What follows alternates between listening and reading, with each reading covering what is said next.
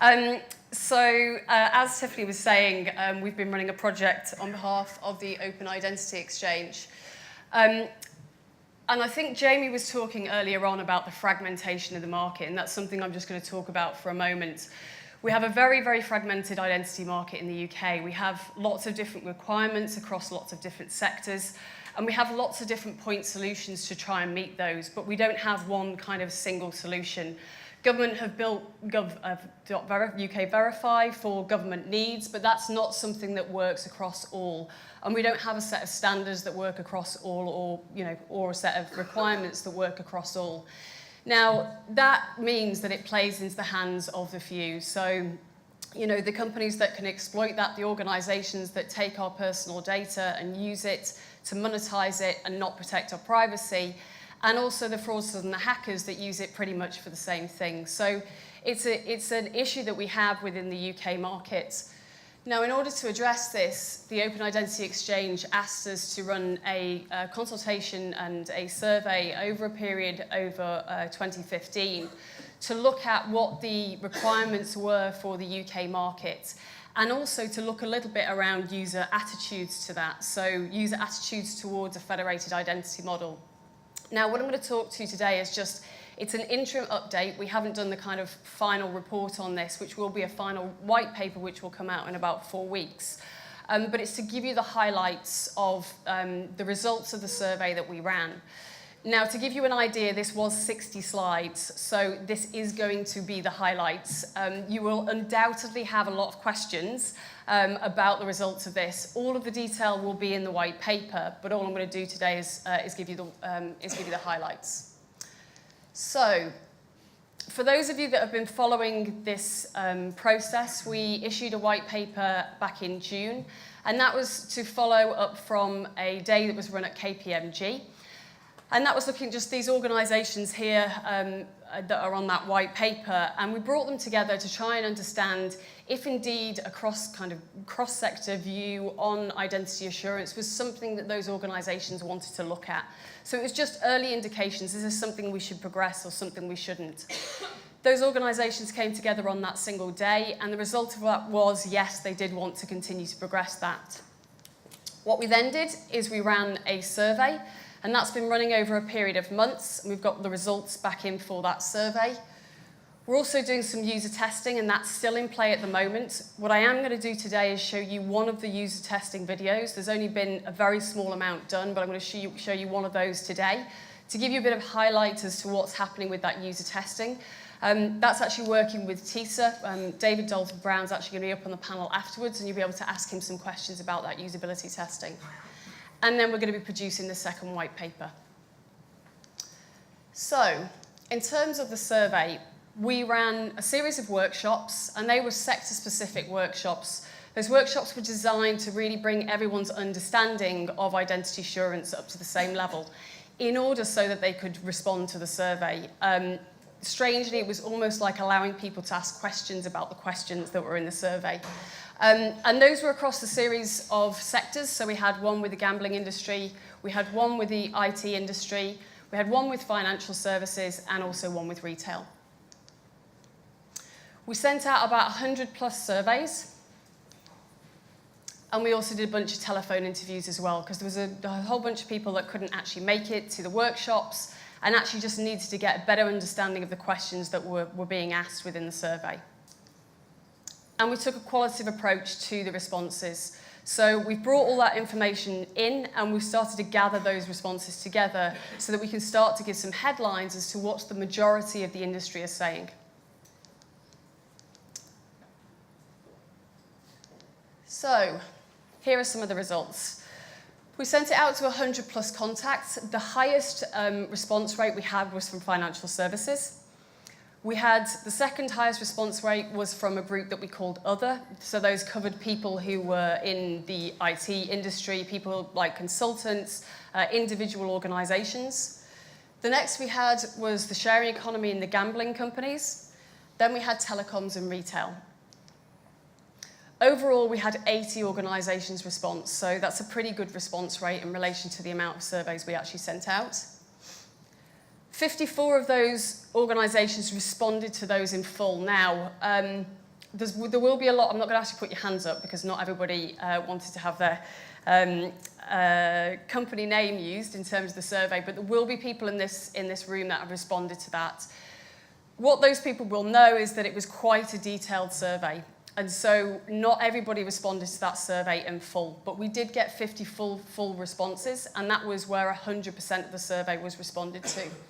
And 26 were partial. Now that was everything from people filling out maybe 2 to 3 pages through to about 3/4 of a survey. So these are some of the brands of the organisations that said that we could use their logo. Again, these are not all of the organisations that did respond. Obviously, there will be companies there that haven't given us the ability to use their brand. So, what were the questions that we asked people within that survey? Well, we asked some questions generically about the market. We asked some questions around standards, and those standards were relating to the good practice guides, which are the open standards that GovVerify adheres to, but to get people's opinion on those standards. So, somebody was talking earlier on about the level of assurance 2. So what sort of transactions within the private sector would adhere to level of assurance 2 and could be used for level of assurance 2? Information and questions around certification. So the government identity providers need to be certified.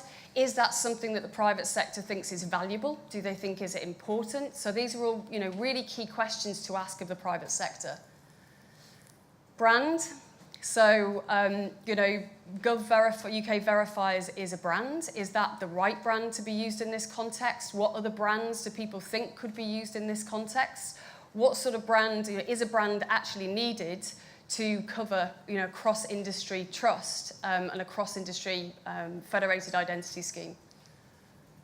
We asked questions around privacy relating to the 9 privacy principles that GovVerify adheres to.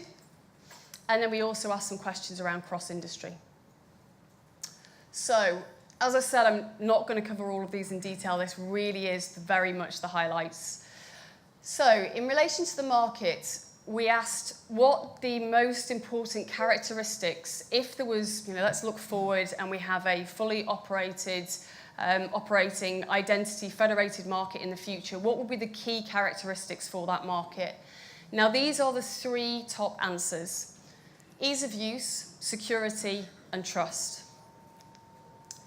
Then we asked some questions around opportunities. So what would be the opportunities for a fully working identity market?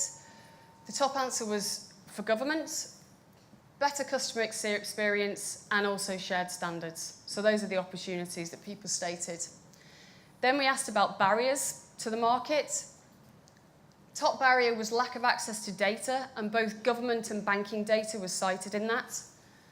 Lack of trust and confidence, and also cost. So then we asked some questions around standards. The GovVerify standards are covered in GPG 44, 45, 43. Now, some of you in this room will know those in detail. Some of the people responding to the survey didn't. So the first question we asked people is, what was your level of understanding of the good practice guides? People had a moderate level of understanding. We had a real range. People understand it really well, and people that didn't understand it that much at all. Now, what we did ask is we asked people to continue to answer the questions to the survey, even if they had a lower level of understanding. But there was a moderate level of understanding of the existing good practice guides in the context of UK Verify. Then we asked a question around level of assurance 2. So we asked the question of the private sector organisations, what transactions do you have today that you think would fit into a level of assurance 2 category? And if you think about that the other way, if somebody had a level of assurance 2 identity, what transactions do you think they might be able to unlock with that digital identity? And it came back that it was relevant to some transactions, but not all. And some of the reason for that was because 67% of people that responded to that said that they needed additional attributes to allow them to get to the level of requirement that they have for identity in their sector. So some of that might be, the guys from Timpson were talking about criminal record bureau checks that they might have to do, age verification checks that they might have to do. So these are other attributes that people might potentially need to allow them to get to the level of assurance they need within their particular sector that might be an addition to level of assurance 2, or even below level of assurance 2. So then we asked some questions around certification. Again, people only had really a moderate level of understanding of the process that the Gov Verify identity providers needed to go through. However, 81% of people thought it was very important. So, despite them having a low level of understanding, people do think certification for third-party identity assurance is very important, and 76% of people thought it was very valuable. So that is something that we need to think about. Then in relation to brand, we asked people the question, do you think it would be valuable to have a cross-sector brand to effectively manage the trust? And 66% of people thought it would be very valuable. Now, when we asked them the question specifically about the Gov UK Verify brand, it absolutely polarised opinion. So we had a whole bunch of people saying, we actually think it would create more trust, and we had a whole bunch of people saying the exact opposite. So the top answer was actually that people thought that the Verify brand would create more trust. If we wanted to take the majority of answers, so 50% plus, the rest of the answers that made it the majority actually said no, they didn't think that it would do. So it completely polarised opinion. So we do not have a clear view on what the brand would be. Then we asked the questions around privacy. People had a really good level of understanding of the privacy principles. 81% of people said that it was very, very important to have a set of privacy principles to adhere to. And the existing privacy principles, 9 privacy principles, 76% of people said were very relevant. So, and this was a really clear outcome for us. So then we asked some questions around cross-industry. Should we continue this investigation around cross-industry? Is it something people even want to do within those organisations? 82% said that they did want to, and they thought it would be really valuable to continue with that. So then we asked them why. Top 3 opportunities: improve customer experience, ensure portability and reduce fraud. Top challenges: different market segments and requirements, cross-sector trust liability and competition. So I don't think that's going to surprise a lot of people in the room, that things like, the liability piece comes out. But these are things that we have to address if we're going to have a cross-industry model. Okay, so now I'm just going to move briefly on to some of the user testing. As I said, this is really, really, really early days, so I'm not presenting this as being like the absolute or anything. There have been 5 users that have gone through this process to date. There's going to be a series of that, and as I said, David Dalton-Brown will be able to talk about that in a bit more detail. But essentially what we're doing is we've looked at the market from an organisation perspective and said, hey, industry, what do you think? Well, what we need to do now is understand what users want, because we might think this is the best idea ever, but actually if the users don't want to do this, then it's pointless. So what we did is there's been some user testing, and I'm going to show you a video in a minute. We do have the consent of the individual to show the video, so I just need to make that clear to everybody, because we've got lots of privacy people in the room probably. This person had an existing digital identity. It had been created in the context of Gov UK Verify, but then they were asked to use that existing digital identity they had to unlock a savings transaction. So I'm going to show you a usability video from that now. As I said, 5 people have been through that process. One of those people said absolutely no way they would ever go through any kind of online process whatsoever. So that kind of, answers the question of people like the archive, and people like Post Office about having, some kind of manual process to put people through. Not everybody's going to go through electronically. It just won't happen because people aren't comfortable with it necessarily. The other 4 people said they were happy with the process, and I'll show you one of those videos in a moment. And one of those people, on reflection, said, actually, I'm just questioning now how much information government has about me. So, they had a few reservations that, again, we would need to work through. So let me just show you that video, and it will just give you some context and it plays back into some of the things that we've talked about as to why we think this might be a good thing, and good for users as well. verified. So I don't have to actually go through the hassle of actually scanning my passport or my utility bills and attaching those and sending those as well. So it is actually a much simpler process.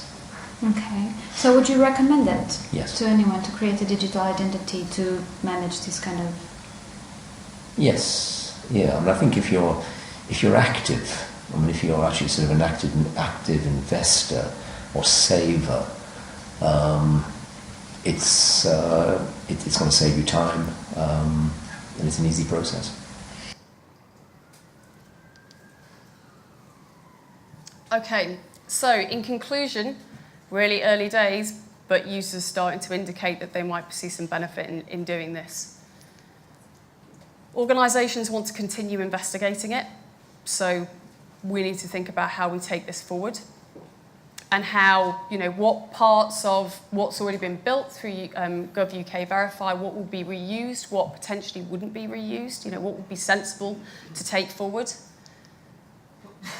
And we really now have a clear understanding of what the perceived opportunities and barriers are. And that's going to be consolidated to this white paper that I would commend you to read and will have a huge amount more detail than I presented today.